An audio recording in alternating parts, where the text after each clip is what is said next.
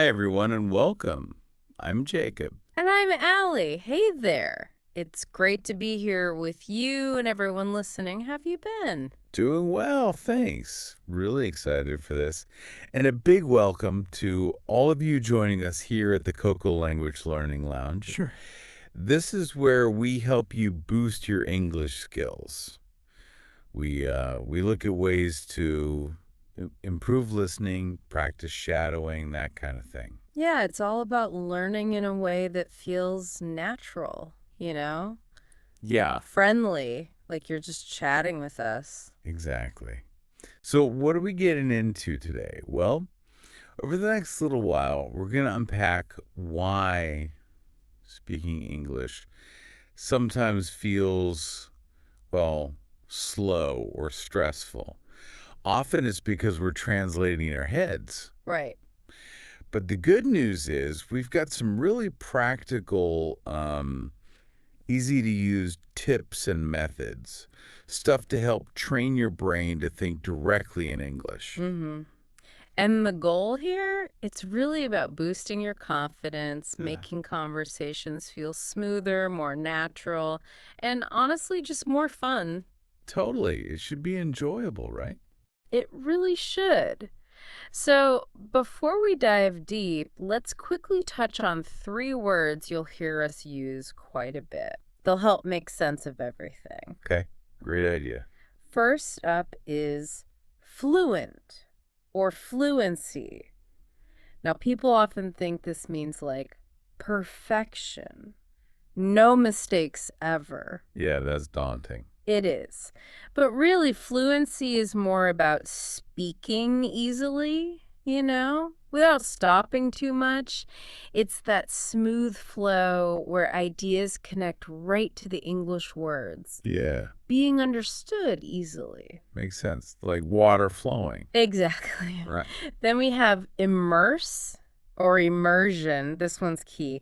Think of it like surrounding yourself completely with English. Like jumping into a pool of English. Kind of, yeah. Yeah. Swimming in it, hearing it, reading it, using it all the time so your brain just starts picking it up naturally like you Oh. did with your first language. Got it. Okay. And the third one. And finally, anxiety. This is a big one for language learners. It's that feeling of worry or nervousness, specifically when you have to use English. Right. That stressful feeling. Yeah. And it can actually make it harder to think clearly, to find your words. Right. So understanding it is really the first step to managing it. Okay. Super helpful definitions. So let's tackle that big challenge head on then. This whole translating in your head thing. Why is it so common? Why does it make speaking feel so slow? It's such a common hurdle, honestly, and it comes from a pretty logical place. Think about it. Even when you speak your native language, there's a tiny delay. Really? I never thought about that. Yeah, information suggests it's about 600 milliseconds between the thought and the actual words coming out. Your speech organs lag just a bit behind your brain. Wow. Okay. So now imagine adding another whole step in there, taking the thought, Sure. translating it from your native language into English, and then trying to say it. Oh, yeah. That's a lot more processing. Exactly. That extra cognitive load. And that's why it feels so slow, so clunky sometimes. And I bet that leads to hesitation too, right? Getting stuck. Absolutely. Because you're juggling two languages in your head, you're more likely to pause, search for the right word, or worry about the grammar. And that hesitation, it can easily spiral into feeling stressed, maybe even a bit panicked, especially if you're talking to someone, lowers your confidence. That makes total sense. It's like your brain is working overtime. You mentioned this idea of an abstract concept before words. How does that fit in? Right, this is fascinating. Before you even think of the words, say, I need water, you just have the feeling of thirst, right? or an image or just an intention. Like a raw idea. Exactly, a nonverbal concept. Our brains deal with these all the time. The real goal for language learners is to build a direct bridge from that abstract idea, that feeling, that image, straight to the English words. Skipping the translation step entirely. Precisely. You want to connect the concept directly to the English, build that new pathway in your brain. Okay, so knowing this is common and knowing the goal is that direct connection, that feels a bit more hopeful. It's not just me. Not at all. So many learners, even really advanced ones, struggle with this. It's a very normal part of the process. That's reassuring. So the big question is, can we actually train our brains to do this? Is it possible to, like, rewire things? Yes, absolutely. That's the really good news here. Thinking in English isn't some magic talent you're born with. Chris. It's a skill, like learning to ride a bike or play an instrument. It's a cognitive muscle you can definitely strengthen with practice. And the methods aren't super complicated. Not at all. The tips we're going to share are actually pretty simple, really effective, and you can start using them like today. Awesome. Okay, let's get into them. Where should someone start? What's a good first step? One really powerful technique is visualization, actually picturing yourself speaking English. Like daydreaming. Well, sort of, but more focused. Yeah. It's like a mental rehearsal. Imagine real situations, maybe ordering food, asking for directions, making small talk. Walk through it in your mind, saying everything in English. What's happening is you're activating similar parts of your brain as if you were actually speaking. It strengthens that direct link we talked about concept straight to English. It's like your brain's dress rehearsal. A dress rehearsal for fluency. Hmm? I like that. Okay, what else? Something we can do maybe around the house? Definitely. Try labeling the world around you. It sounds basic, I know. Like sticky notes. Exactly. Grab some sticky notes, write the English word for common objects, table, window, computer, kettle, whatever. Stick them on. Okay. Then, every time you see the object, say the English word out loud, you're using your environment to create this mini immersion zone. It forces your brain to connect the object directly to the English name. No translation needed. That's clever. Turning your home into a little English classroom. What about when you're alone? Any tips for that? Oh, absolutely. And this one might feel a little strange at first, but talk to yourself in English. Huh? Okay, I could see people feeling weird about that. Yeah. Yeah, but honestly, your inner voice is a powerful tool. Start simple. Narrate what you're doing. Okay, I'm making coffee now. Or, where did I put my phone? Uh-huh. Nobody else has to hear. It's a totally private, judgment-free way to practice forming sentences, thinking in English without any pressure. You build confidence quietly. A private mental playground. Mm-hmm. I like that. Okay, and what about what we learn? We often just memorize single words. Is there a better way? There really is. Focus on learning phrases, not just single words. Think about how native speakers talk. We use tons of common expressions, chunks of language, almost automatically. Like idioms or set phrases? Exactly. Things like, it depends, or let me see, or what do you think? Learn these whole chunks. When you use them, your brain treats them as one unit, not individual words to assemble. It makes your speech flow much more naturally and quickly. So learn blocks of language, not just bricks. Perfect analogy. Yeah. Yep. pre-assembled building blocks. Cool. And for improving listening and flow. Try repeating what you hear. Shadowing. Find short audio clips, maybe a bit of a podcast, a news segment, even a few lines from a TV show. Okay. Listen a few times. Then, try saying the lines out loud with the speaker or right after them. Really try to copy their rhythm, their intonation, the melody of the speech. Mimicking them. Yes, this builds automaticity. It helps the words flow more easily without you having to consciously think about every single sound or word, like muscle memory for your mouth. Muscle memory for speaking. Got it. Yeah. Now, what happens when you inevitably get stuck? Your brain just defaults to your native language. Is that a failure? Not at all. It's totally normal. The key is use your first language, but only when really needed. Okay. If you're truly stuck on a word or idea, fine. Quickly translate it in your head to get unstuck.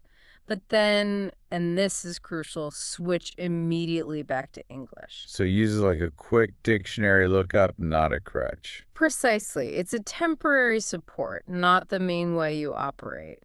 You want to train your brain to stay in English as much as possible. Right.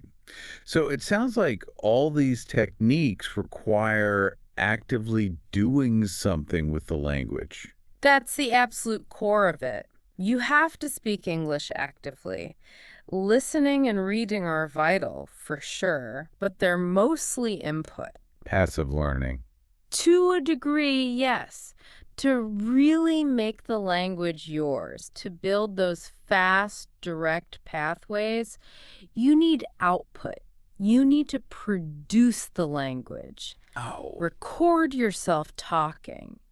Use an AI chatbot for practice conversations. Join an online speaking group. Anything where you're forced to retrieve words and form sentences in real time. Active use leads to much deeper learning. That makes sense. You have to use it to own it. Yeah. Which brings us to consistency, right? This isn't a magic pill. Oh, definitely not. Think about exercise. Yeah. You wouldn't go to the gym for 5 hours once a month and expect results, right? No, definitely not. It's the same with language. Daily practice is key. Even just 15, 30 minutes every single day is far more effective than one long session once a week. It's about consistent effort compounding over time. You're constantly reinforcing those brain pathways. Little and often. And to really turbocharge that process, immerse yourself. Exactly. You need massive input. Surround yourself with English as much as humanly possible. How, though? Practically. Books, audiobooks, movies, TV shows, podcasts like this one, music, YouTube videos. Follow English accounts on social media. Just flood your environment with the language. So your brain starts to just default to English. That's the idea. The more you hear and see it used naturally in context, the easier it becomes for your brain to access and use it without thinking about translation. And then take that input and use it. Yes. Engage in conversations. That's where everything comes together. It forces you to think on your feet, respond quickly. It can be scary, though. It can be, but it's so valuable. Try talking about things you've recently read or listened to in English. The vocabulary and ideas will be fresher in your mind, making it a bit easier to recall them. Okay, that's a good tip. Connect input to output. Is there like a quick exercise someone could do daily? Yes, a great one is the describe your surroundings exercise. Just for 5 minutes. Set a timer and just talk to yourself out loud or in your head. Describe what you see, what you're doing, what you're thinking in English. Okay, I'm sitting at my desk. The sun is shining outside. I need to reply to that email. Start simple. Start very simple, then gradually try to make your sentences a bit more complex. It feels tiring at first, but it builds incredible mental flexibility. Your brain gets better and faster at just operating in English mode. Training that English muscle. Okay. And what if you have complex thoughts, but feel like your English isn't quite there yet? How do you handle that gap? That's a really common frustration. A great strategy here is to actively simplify your sentences. Break it down. Exactly. Often we try to translate these long, complex sentences from our native language directly, and it gets tangled. Instead, break the core idea into smaller, simpler English sentences. Can you give an example? Sure. Maybe you want to say, despite the meteorological forecast predicting inclement weather, I persevered with my planned outdoor excursion. Okay, yeah, that's a mouthful. Right, you could simplify that way down? Maybe. The weather forecast was bad, but I went hiking anyway. Or even just bad forecast. I still went hiking.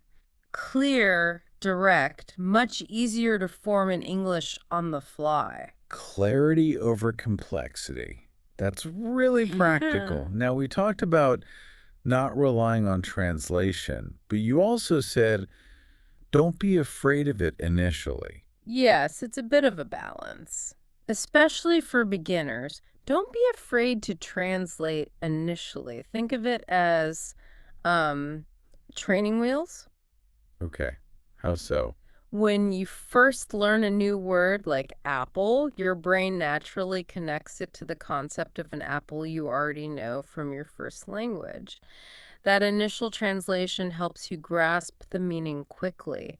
It links vocabulary, grammar, ideas. That's a starting point. It can be a helpful bridge at the very beginning, but the goal is to use that bridge less and less as you build more direct connections through immersion and practice. You naturally rely on it less as you get better. Okay, so it's not inherently bad, just a stage to move beyond. Hmm. And once you're feeling a bit more comfortable, Then it's a great time to start using monolingual dictionaries, English-only dictionaries. instead of English to my language. Right. When you look up a word, try to understand the English definition. See the English example sentences. It forces you to think about the word within English, understand its nuances and context, rather than just finding a quick translation equivalent. Builds a richer understanding. Deepens the connection. Got it. Okay, let's shift gears a bit. We mentioned anxiety earlier, this feeling of stress or fear around using English. Can you unpack that a bit more? It feels really significant. It really is. Language anxiety is a specific thing. It's not just general shyness, it's anxiety that pops up in language learning situations, speaking, listening tests, classroom activity. And it can really block you, right? Oh, absolutely. It can cause that feeling of brain fog. You know the words, but you suddenly can't find them, or you struggle to put a sentence together. Your thinking just feels stuck. Yeah, I think many listeners can relate to that feeling. Does it affect you physically too? It often does. People report feeling tense, having trouble sleeping before a class or presentation, even getting headaches. And over time, if it's persistent, it really chips away at your motivation. You start to avoid situations where you have to use English. Exactly. You develop negative thoughts like, I'm just bad at this, or I'll never get it. It becomes a cycle that's hard to break. So, what's behind it? Why do we feel this way? There are a few common triggers. A big one is the fear of being judged. We worry about making mistakes, sounding silly, or not being understood. We want to seem competent. That's social pressure. Yeah. And related to that is perfectionism. Adults, especially, can have really high standards for themselves. We hate making mistakes, which is natural, but in language learning, mistakes are essential for progress. That fear of imperfection creates a lot of stress. That makes sense. Any other causes? Definitely. Yeah. Previous negative experiences play a role. Maybe a bad experience in a language class years ago or feeling criticized. Those memories can stick with you and make you feel anxious about trying again. Like old wounds reopening. Kind of. And finally, social comparison. Constantly looking at others who seem better or faster instead of focusing on your own journey, that almost always leads to feeling inadequate. It's interesting. You mentioned adults struggle more with this sometimes. Why is that? Children seem fearless. Well, kids generally don't have the same level of self-consciousness or ego involved. They don't analyze their mistakes the same way. They just try. Less inhibition. Right. Adults also tend to have higher expectations. We want results faster. And there's that cognitive gap we touched on earlier. You have complex adult thoughts, but maybe beginner or intermediate English skills. That mismatch is frustrating. Yeah, wanting to say something profound, but only having simple words. Exactly. It feels limiting and can definitely fuel anxiety. It all sounds quite challenging, but is there hope? Can we manage this anxiety? Absolutely, there is hope. Research shows clear strategies work. Things like consciously reframing negative thoughts, catching yourself thinking, I'm terrible at this, and replacing it with something more positive and realistic, like, this is challenging, but I'm learning step by step. Positive self-talk. Yes. Also, techniques to enhance concentration, like mindfulness or deep breathing, can physically calm your nervous system, reducing that panic feeling and clearing the brain fog. And visualization again. Visualization is huge here, too.